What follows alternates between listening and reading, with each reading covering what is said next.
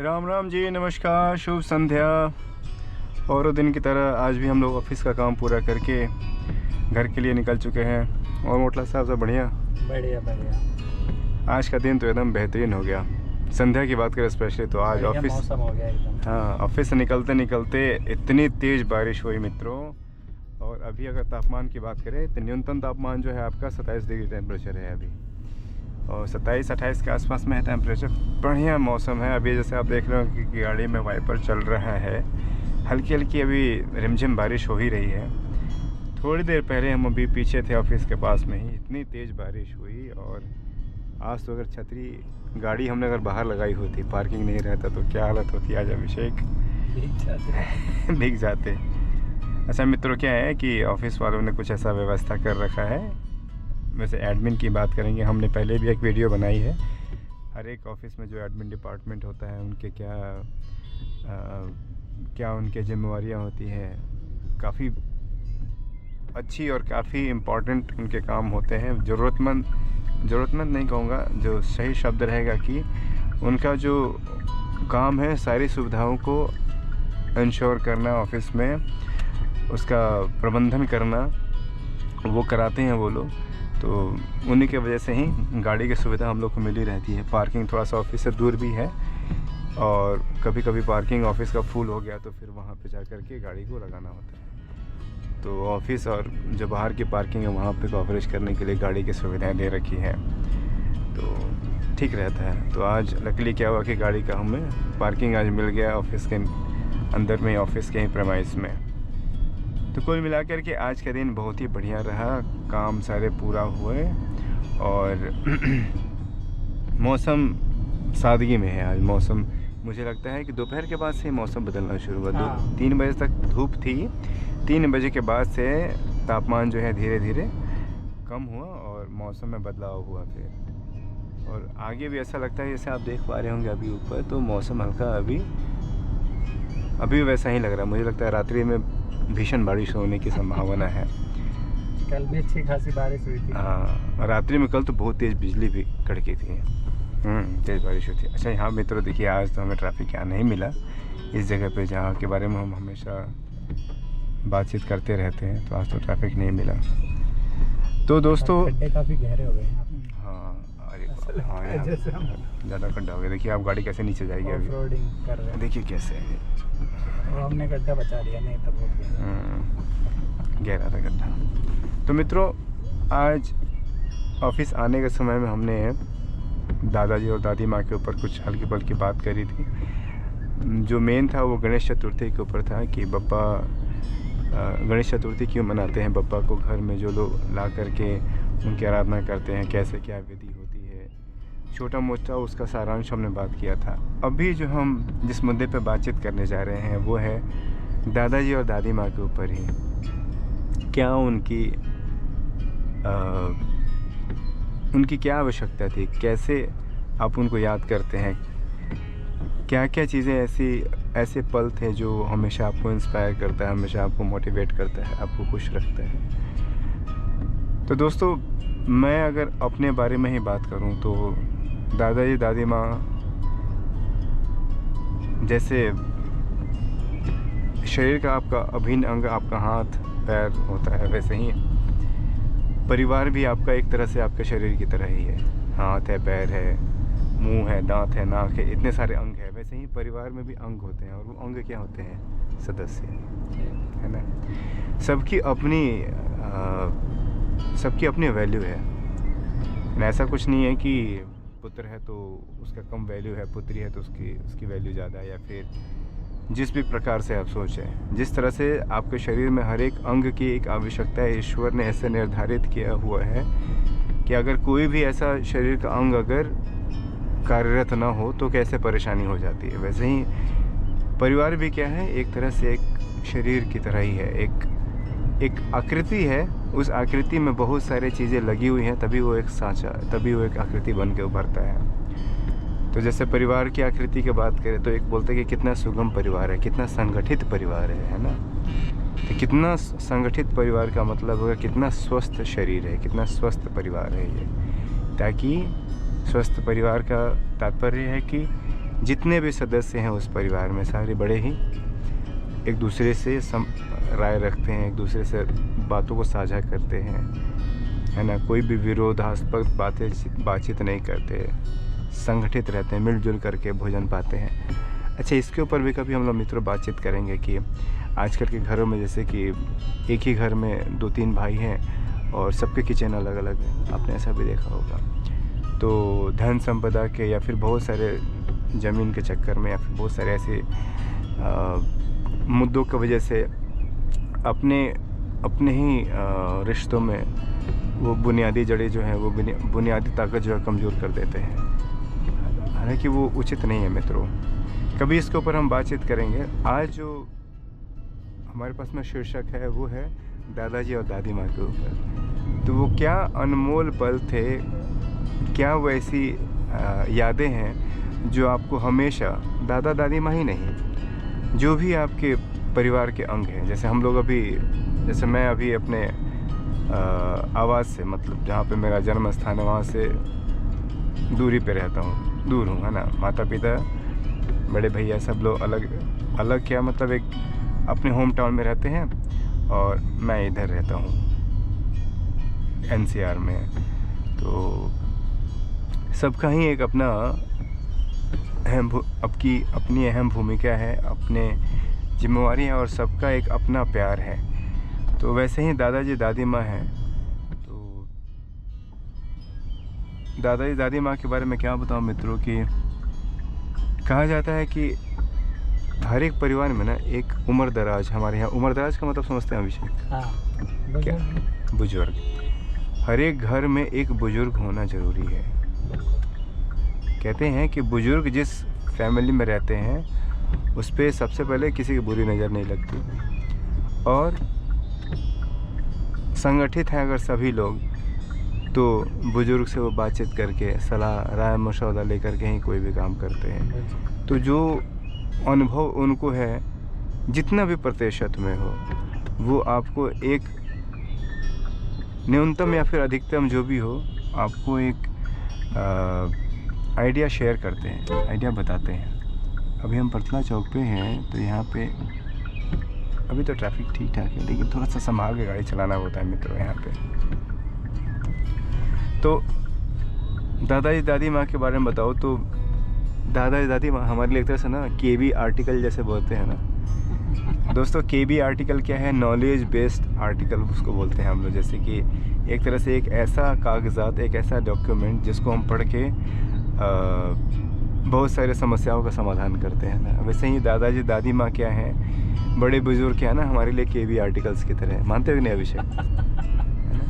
बहुत अच्छा एग्जाम्पल तो टेक्निकल एग्जाम्पल है। KB आर्टिकल इसीलिए बोल रहा हूँ दोस्तों क्योंकि उनके पास में अनुभव है, हाँ, ज्ञान, परेशानी का समाधान। हाँ, उनके पास में अनुभव का इतना बड़ा भंडारा है कि बस आप दिल सच्चा करके उनके पास जाइए और पूछिए।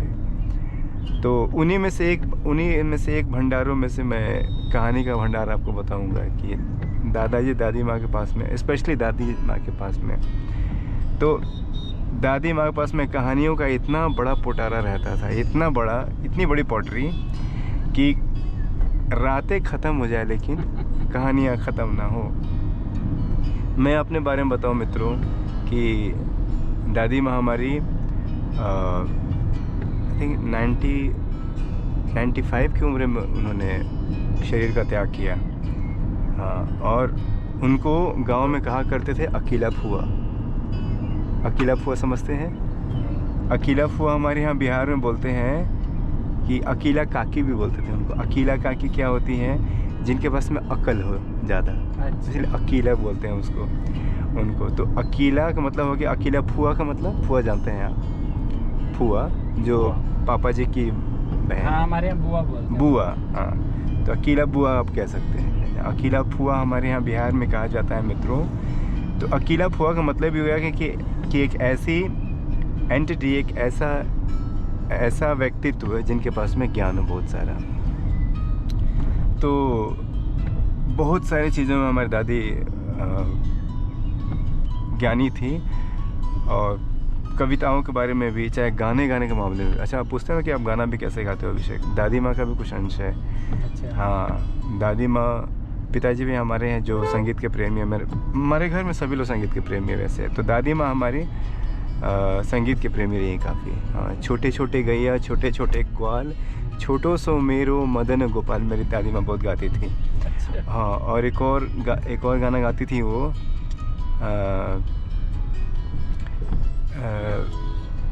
कैसे था?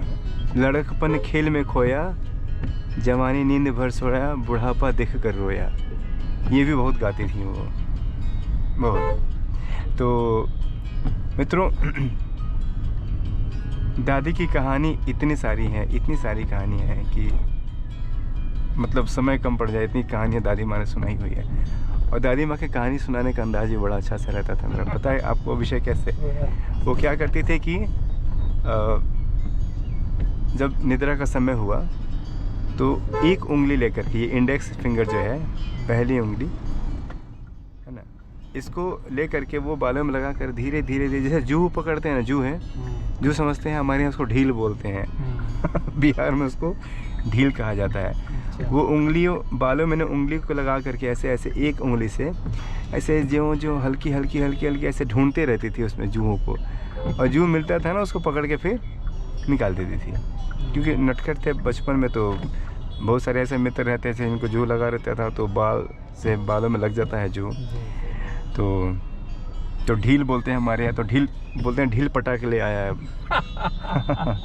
कि हाँ, ढील पटा के ले आया, ऐसा बोलते थे। कहाँ गई रहे? मतलब हम बोलते हैं हमारे छोटे बच्चे को, कहाँ गई रहे इतना सारा ढील पटा के ले आए बड़े बाल में, मूड़ी बोलते हैं उसको, कि मूड़ी में इतना सारा ढील पटा के ले आए बड़े, बड़ा पीटहूर हो गया वाले का ही। पीटहूर मतलब कि बहुत पिटाने वाला बच्चा हो गया है, बहुत पीटहूर बच्चा हो गया। अब बदमाशी तो करते ही थे, लेकिन अभी वो सब चीज़ें याद आती है तो बड़ा आनंद आता है। तो दादी जो है वो कहानियाँ बड़ी सुनाया करती थी। दादी की एक बहुत ही फेमस कहानी थी जो हमने गणपति बप्पा के बारे में सुनाया है, तो आप ज़रूर से देखिएगा वो वीडियो। इसमें शंकर जी जब नाराज़ हुए थे तो कैसे गणेश जी का जो मतलब मनुष्य रूपी जो सिर था वो अलग कर दिया था उन्होंने, नाराज़ होकर के। फिर कैसे गज का जो सिर था वो लगाया गया था। तो वो कहानी मैंने कही है, ज़रूर से सुनिएगा। दादी हमारी कहा करती थी अभिषेक की कहानियाँ तो खैर बड़ी हो जाएंगी, तो आज कहानी नहीं बताऊंगा आपको मैं। आपको उनके एक ऐसे अकिल, जो अकल की बात कह रहा हूँ, अकल वो बताया करती थी। कहती थी क्या है, जो हमारी माता श्री भी अभी तक उस बात का अनुग्रह करती हैं। कहती है कि प्रतिदिन कोई नया काम अगर नहीं किया तो समझो वो दिन तुमने ज़ाया कर दिया।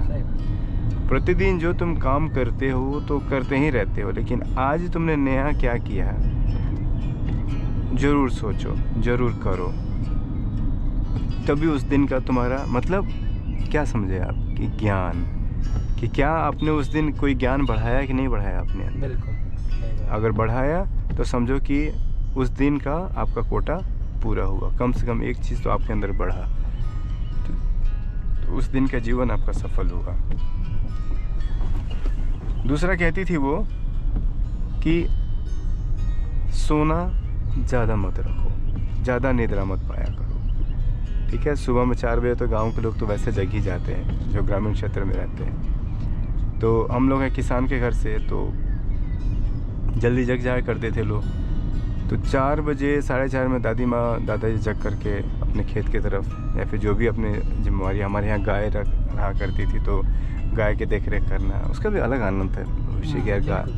गाय को पाला करते थे। अभी तो जगह इतना छोटा हो गया है कि गाय को क्या पाला जाए। यहाँ तो अगर कोई गेस्ट आ जाए तो उनके लिए सोचना पड़ता है कि कहाँ रहेंगे वो। हाँ, 2 BHK 3 BHK। और दूसरी बात क्या है कि अब BHK में भी जो रूम के साइज़ इतने छोटे, 10 बाई 10 के, 12 बाई 10 का रूम। तो जो लोग गांव से आते हैं वो कहते हैं ये क्या, ये कार्टून जैसा घर तुमने ले रखा है, ये कार्टून नहीं कहता, डब्बू जैसे घर तुमने क्या ले रखे हैं, ऐसा कहते हैं। ठीक है, तो ऐसा हुआ करता था। तो दादी माँ क्या करती थी ऐसे कि सुबह सुबह जो है जगने की आदत डालो, जल्दी सोने की आदत डालो, और सुबह सुबह भोजन खूब भर के खाया करो। ये नई बात नहीं है, बहुत पुरानी बात है। अभी लोग कहते हैं कि डाइटिशियन तुम ये क्या करो वो क्या करो, ये बहुत ही पुरानी बात है और प्रूवन बातें हैं। तो ये कहा करती है। और सुबह सुबह सत्तू जानते हैं आप? हाँ, चने का सत्तू को पिलाया करते थे। तो छाटी जानते हो आप क्या बोलते हैं? छाटी, गाय को जो चारा दिया जाता है ना उसको छाटी बोलते हैं हमारे यहाँ। छाटी काटना, छाटी, हाँ, मतलब बहुत सारे पतवार ले करके उसको। गणासी जानते हो? हाँ, गणासी, हाँ, गणास जो बोलते हैं जिसको, जिसे काटते हैं उसका, है ना। तो गणासी से छाटी काटना, ये सब चीज़ सब याद आ रही है मुझे उस टाइम पे। दादी की और क्या बातें रहती थी कि कभी भी अपने आप को ना खाली मत रखा करो। खाली रखने का मतलब है कि बोलते हैं ना कि खाली दिमाग क्या होता है, शैतान का घर होता है। तो कभी भी अपने को खाली नहीं रखती थी। घर पे कोई भी ऐसा सामान जो वेस्ट होने वाला है या फिर उसका प्रयोग नहीं है, वो उस वेस्ट से कुछ ना उपयोगी सामान बना देती थी। और उनका अभी जो सबसे ज़्यादा मुझे जो चीज़ ख्याल आ रहा है वो है पैर का जो डोर मैट होता है वो बनाना। वो क्या करती थी कि जितनी साड़ियाँ घर में होती थी पुरानी, सूती की वजह से साड़ी पहना करते थे पहले लोग, है ना, गाँव गृहस्थ में। हाँ, उन सूती की साड़ियों को क्या करती थी वो कि चौड़े चौड़े से पट्टे जैसे वो फाड़ करके वो टुकड़े करके और उनको एक तरह से रस्सी की तरह बना देती थी। और उससे वो चोटी की तरह, जैसे दीदी लोग चोटी बनाती हैं, वो चोटी की तरह कर के इतना सुंदर वो मैट बनाती थी, इतना सुंदर।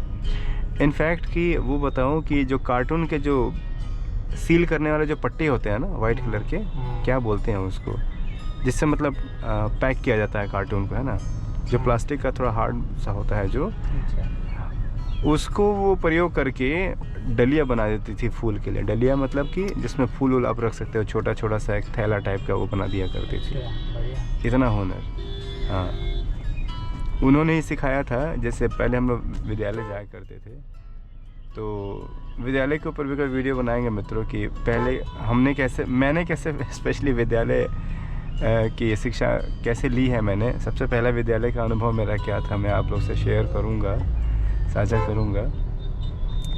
तो पहले क्या करते थे अभिषेक कि जो चीनी का बोरिया आता है ना, जो कट्टे बोलते हैं हम लोग, तो वो मतलब वाटर लीक वाला नहीं रहता है, वो पानी लीक नहीं होता है उसमें से, सील्ड रहता है अंदर से।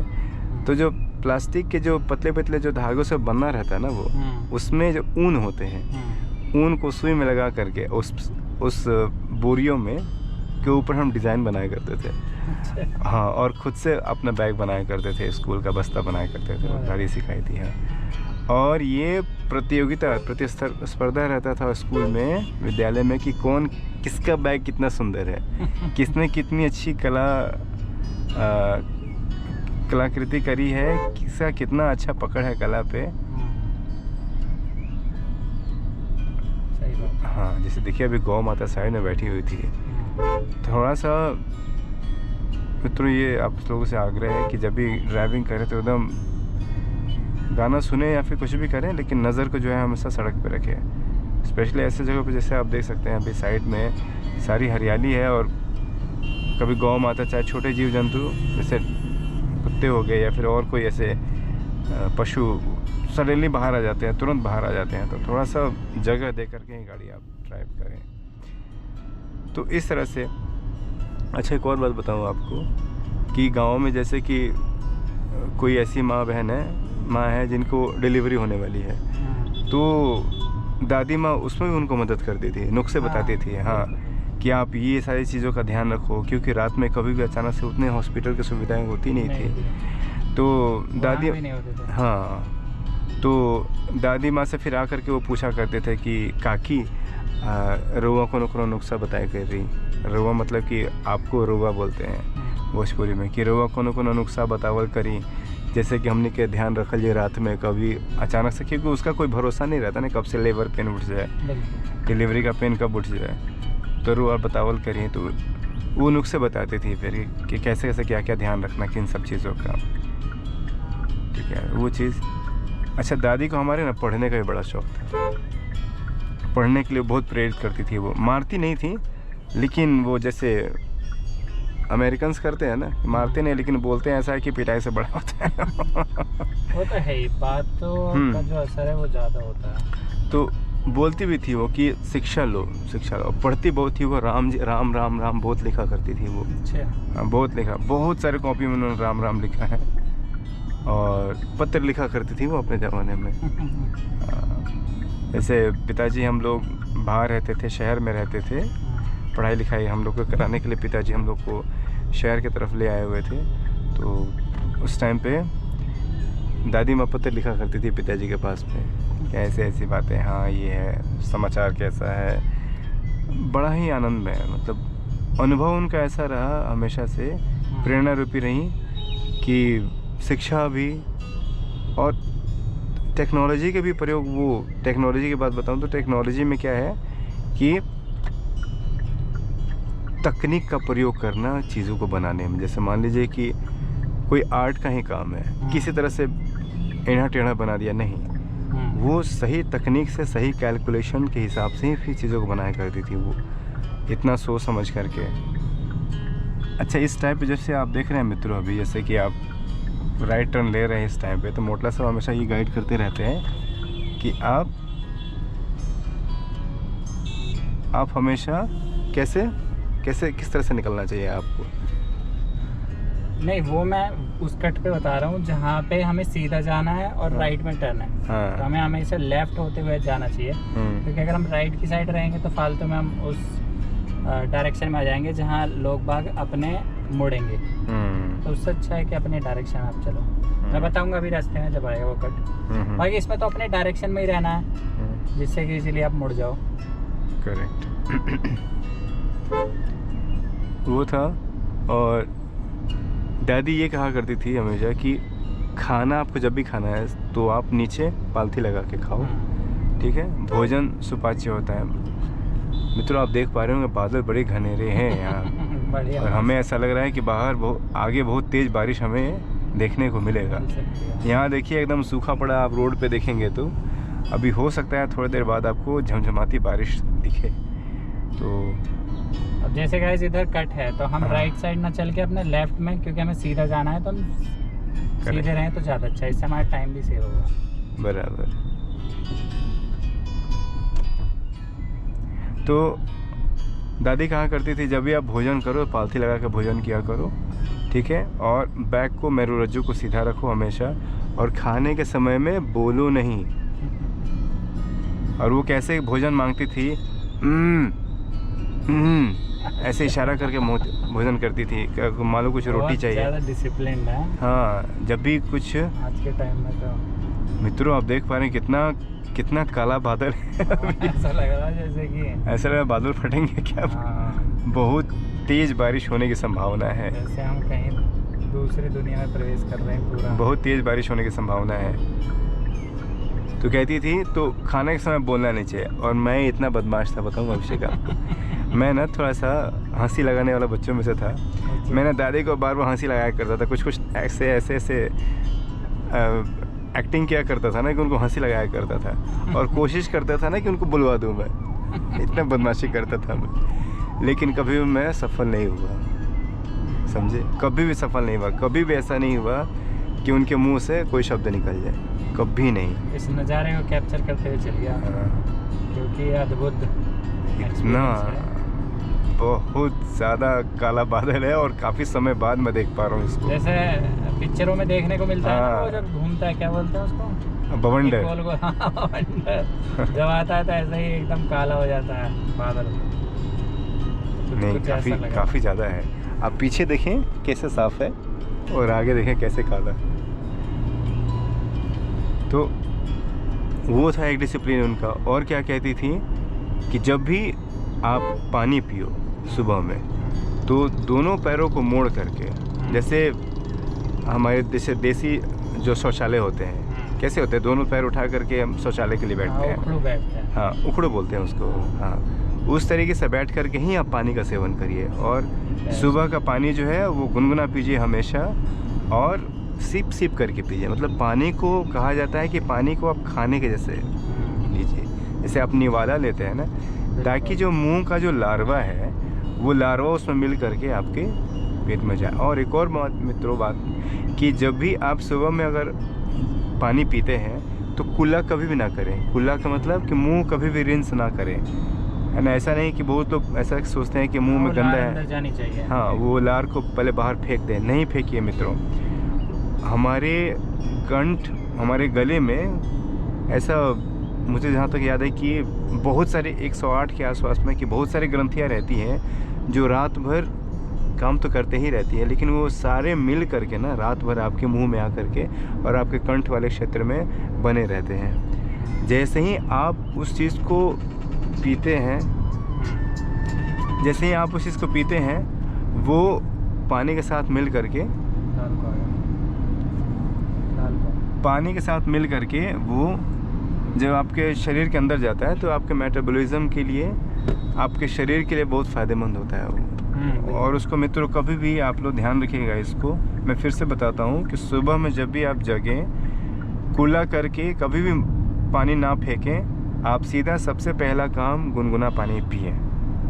आपकी सेहत, आप देखेंगे कि कुछ समय बाद, देखिए अभी बहुत लोग हेडलैम्प चलाना शुरू कर लिया अंधेरा की वजह से। देखिए मौसम कैसे है, यहाँ पे नज़ारा आप देख पा रहे हैं। बज रहे हैं 5:30। हाँ, 5:30 हो रहा है समय अभी, और देखिए क्या हालत हो रही है। लेकिन पानी मिलेगा कि नहीं अभिषेक आगे? लेकिन आप तो बाइक से जाओगे, कैसे जाओगे फिर? आज ऊपर वाले तो चलिए आप घर चलते हैं ना, फिर आपके घर छोड़ देते हैं आपको। चलिए, वो तो वहाँ का वो बताएगा वेदर। नहीं तो अक्षय कैसे आएंगे फिर? छोटे भाई भी तो आने वाले हैं बाइक पर। अच्छा, शायद अभी हो नहीं रही है, बस ये बादल अपना दिखा रहे हैं रंग।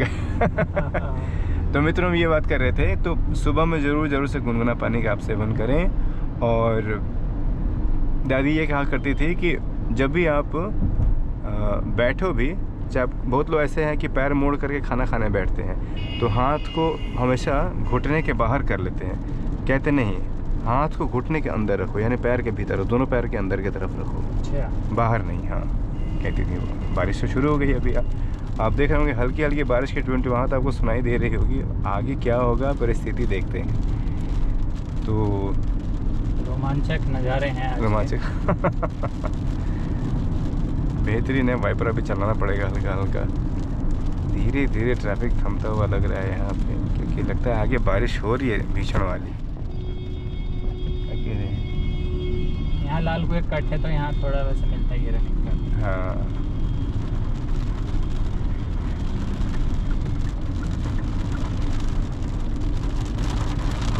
बारिश के नज़ारे शुरू हो गए हैं, आप सभी लोग देख पा रहे होंगे दर्शक। घनघोर काले बादल, सूर्यदेव जी पीछे छुप गए हैं, इतने घनघोर बादल हैं अभी। और ये रही मोटी बरसात शुरू। ये तो बहुत ही तगड़ा एक्सपीरियंस है, बहुत तगड़ी बारिश। मोटी मोटी बूंदें जैसे ओले की पड़ती हैं, तेज। लगता है आपको घर छोड़ना पड़ेगा आज हमें। हो सकता है इससे गाड़ी से आ जाए। अच्छा, हो सकता है अगर बारिश हो रही होगी। तो मित्रों, दादाजी की तो बातें हमने ज़्यादा नहीं कर पाए, तो दादाजी के ऊपर भी बातचीत करेंगे। दादी माँ की कहानियाँ मैंने आपको नहीं सुनाई, लेकिन एक कहानी मैंने गणपति पापा की जैसे बोली है, तो वो आप सुनिएगा। दादी ने बहुत सारी ऐसी कहानियाँ सुनाई, बहुत सारी कहानियाँ जो मैं आपको शेयर करूँगा। उनके कुछ नुस्खे जो है, जो मुझे लगा कि वो ज़्यादा ज़रूरत है कहानियों से, जो आप अपने आम ज़िंदगी में उसको प्रयोग कर सकते हैं और अपने जीवन को सुगम बना सकते हैं। अपने दादाजी दादी माँ के जो भी नुस्खे हैं, जो उन्होंने आपको बताए हैं, जो आप अपने जीवन में अभी भी प्रयोग करते हैं, आप हमें भी साझा करें, ताकि बाकी जो अन्य दर्शक हैं उनको भी उसका अनुभव हो और वो भी अपने बच्चों के साथ में साझा कर सकें। ये सारे ऐसे ज्ञान हैं, ये ऐसे KB आर्टिकल्स हैं जो आपको हर जगह लिखा नहीं मिलेगा, लेकिन ये बहुत ही सटीक होते हैं और कारगर होते हैं। हाँ, बहुत से घरेलू नुस्खे ऐसे हैं जो हाँ। दवाइयों से जल्दी असर करते हैं और अच्छा असर करते हैं, अच्छा असर करते बिना हैं किसी नुकसान के। बिना किसी नुकसान के, जो आपने सच्ची बात करी। तो मित्रों, अभी आप देख रहे होंगे कि बारिश शुरू हो चुकी है। अभी हम कैसे पीछे थे, मौसम साफ था, अचानक से यहाँ पे काले बादल और फिर बारिश शुरू, और वाइपर का स्पीड आप देख पा रहे होंगे, तो आप सोच पा रहे होंगे कि बादल किस तरह के हैं और बारिश कैसे हो रही है। अभी नज़ारा अच्छा है। दादी की और भी बातें कहती थी वो, कि जीवन में कोई भी ऐसा पल आ जाए जिसमें लगे कि अब ये जीवन बड़ा अजीब सा है, कहते हैं जीवन की शुरुआत फिर वहीं से होनी है। कहती थी जब भी ऐसा जीवन में लगे कि लगता है कि अब तो ऐसा समय आ गया है कि जीवन त्यागने का समय हो गया है, तो कहती थी जब भी ऐसा समझ में आए ना, तो समझना कि शुरुआत वास्तविक वहीं से हुई है तुम्हारी। और जिसने उस चीज़ को समझ लिया और पार कर लिया, समझो वो बैकुंठ भी पार कर गया और उसने अपने जीवन को भी सक्सेस कर दिया, अपने जीवन को भी सफल बना लिया। तो जीवन में मित्रों, अगर संघर्ष ना हो तो जीवन का फिर फ़लसफ़ा समझ नहीं आता। संघर्ष ज़रूरी है। संघर्ष क्या है? अनुभव है, कॉम्बिनेशन ऑफ अनुभव है, जो आपको हर एक सिचुएशन को, हर एक समय को सही तरीके से जीने का, उसको सही तरह से हैंडल करने का तरीका सिखाता है। तो किसी बात से भी नाराज़ ना होकर के कोई भी ऐसा डिसीजन नहीं लें जो किसी के लिए भी हानिप्रद हो, किसी के लिए भी हानि का विषय बने। कभी नहीं ऐसा करें। खुश हमारा क्षेत्र बारिश से बचा हुआ है। तो हमेशा खुश रहें और आनंद में रहें। और यहीं पे हम अपने इस ब्लॉग को विश्राम देते हैं। हम बस आपसे ये आग्रह करेंगे कि जो भी श्रोता इसको सुन रहे हैं, अपने दादी के बताए गए नुस्खे, अपने दादा दादी जी के बताए हुए नुस्खे को ज़रूर शेयर करें, ताकि हम भी अपने बच्चों के साथ में वो साझा करेंगे और उनके भी जीवन को और सफल बनाने में सहयोगी बनेंगे। बहुत बहुत धन्यवाद मित्रों। शुभ संध्या। अपना ख्याल रखें, अपने आसपास में पेड़ पौधे ज़रूर लगाएं, पानी का सेवन भरपूर रखें। बहुत बहुत धन्यवाद।